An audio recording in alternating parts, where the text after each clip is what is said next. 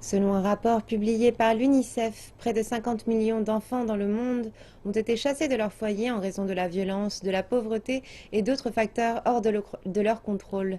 Sur ce total, 28 millions sont des réfugiés et il s'agit d'une population vulnérable qui est susceptible de connaître des problèmes psychologiques.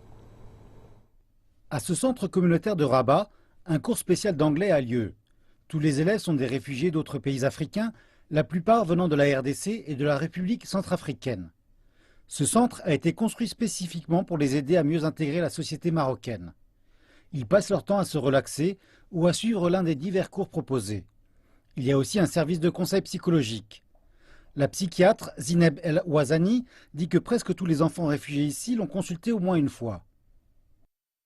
De toute façon, il faut séparer les mineurs accompagnés des mineurs non accompagnés. Les mineurs accompagnés, ils sont installés avec leurs propres parents. Et déjà, s'il y a une famille, donc il y a vraiment des mesures de sécurité, de protection, de l'amour et de la chaleur familiale. Alors, les mineurs et les enfants qui ne sont pas accompagnés, alors là, ils ont un autre problème.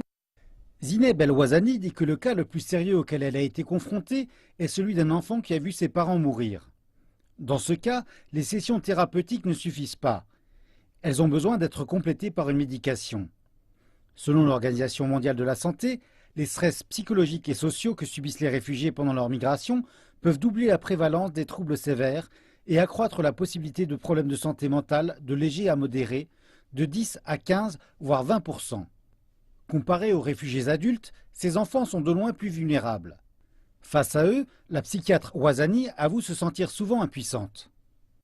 De toute façon, tout ce que je peux dire, c'est que normalement, il y a peu de psychologues qui peuvent assurer la prise en charge psychologique. On n'a pas vraiment beaucoup. C'est pourquoi des centres comme celui-ci et les services qu'ils proposent sont si vitaux pour aider les réfugiés, et spécialement les enfants, à s'installer dans leur nouvelle vie.